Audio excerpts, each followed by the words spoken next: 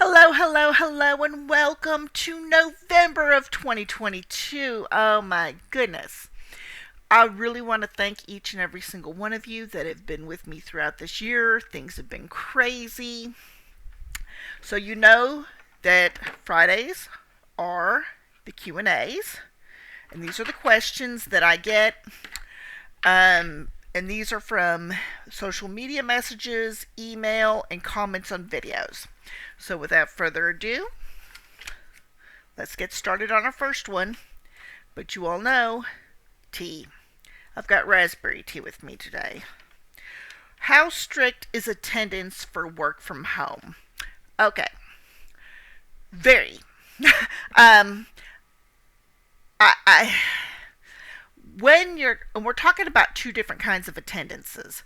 So the first attendance is going to be training. During training and nesting, 100% attendance is usually required. And so you've got that. The next one is after training in production. So if you let your recruiter interviewer know ahead of time, hey, look, like I tell them, I have a regular doctor and a specialist that I do need to see, and my next appointments are going to be in month of blah blah blah. So that helps. So it is very strict. It's just like sometimes it's even more strict than a brick and mortar job, and it's just the way it is. So try to avoid being absent. Okay. How do I handle work schedules when I'm at home? Time management. For example, I know that there are some things that I have to do. Um, there we go. No, hang on just a little bit. I've got a new monitor, y'all. Okay, so it it does require a little bit of finagling, but you know, it's just, how shall I put it? Handling work at home, you just have to be so good with your time. If you have kids and you know they've got to be sent to school at 7, then you might be half an hour going down there and back. So work starts at 8. So make sure you go to the bathroom, you got your cup of coffee, you got your tea, you've got your water, your soda, whatever gets you going with the caffeine. Yeah. Um, Now I know that there are people who are in some Facebook groups that I know, and they have two full-time jobs. Oh, Lord. I've done it myself. It takes a lot of good time management and a lot of willpower. What is your work at home YouTube? What is your YouTube journey for working from home?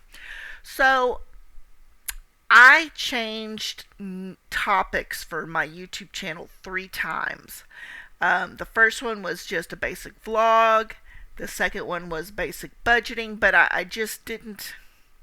I like posting 3, 4 times a week. I really, really do. But you want to keep it up to date, and you want to keep it fresh, and you want to keep it interesting. So I combined working from home. I combined a little bit of vlogging, which you hear about in our Q&As that we do every Friday, and I budget. I show you how I budget the money I make working from home. So I think it's pretty clear, and it's helpful to let people know, I don't make the most money for the position I work, but I don't make the least. I'm just kind of in the middle. What is tax deductible? Give some examples. So, as always, I am not a tax professional. Feel free to contact Jackson Hewitt, H&R Block, TurboTax, whoever does your taxes. Working from home, if you're 1099, things like your equipment, your office space, your utilities, things like that are always very much so deductible. Some of your internet can be deductible depending on usage and what you're using it for. So other tax deductible stuff could be printers, printer ink, printer paper, ink cartridges, stuff like that. Okay, how do I pick a live ops client? I've done videos on this, but we'll recap it very shortly. Your first client, you want to look at how long certification is, because you are not paid for certification, just nesting and production. And I believe the shortest certification in live ops is 4 days, and the longest one is 5 weeks. So it does vary. They have retail clients, utility clients, tax software clients. They have high-end retail, specifically high-end retail. They have a soap and candle company, athletic company, health companies, health kit companies, things like that. So you decide what you like. Like, for example, I like the health stuff and I like the retail stuff. I'd probably take a pass on the utility companies. It's just not something that's like, oh, Becky, do that. It's just not there for me. So that's not something I'd be interested in. But I do enjoy the client's live ops offers. Let's see. How do you reward yourself by doing a work life balance? So I enjoy. Let me see if I. Here we go. My favorite go-to are peppermints. I've got 3-4 different kinds of peppermints in there. I'm diabetic, so having just a little bit of sugar is helpful. I also shop at Bath and Body Works. I like, let me see. I got this a couple Christmases ago. Goat milk hand cream, peach. And it's very nice. I do like that. And I've got like lavender essential oils. I like candles. I like incense.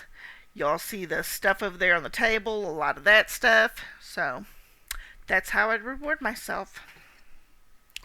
And I live in Texas, which is brutally hot in the summer, so I'm going to buy an ice maker. Okay, what music do you listen to while making videos? I like listening to just about everything. I like country, I like rock and roll, I like alternative. I like stuff from the 1990s and the thousands. That's when I was a teenager. I'm old, folks. I'm old. But that's the sort of stuff I listen to. I listen to everything from mainstream like Maroon 5 to Nickelback to Carrie Underwood. I love Reba McEntire. I love me some Reba. And it broke my heart when Winona Judd died. Or not Naomi. When she passed, that broke my heart because I grew up on the Judds. So that's just about it. That is the Q&A for today. I appreciate y'all listening to the very end. If you have any questions you want on the Q&A, go ahead and comment down below. My name is Becky, and you know that I will see you next time.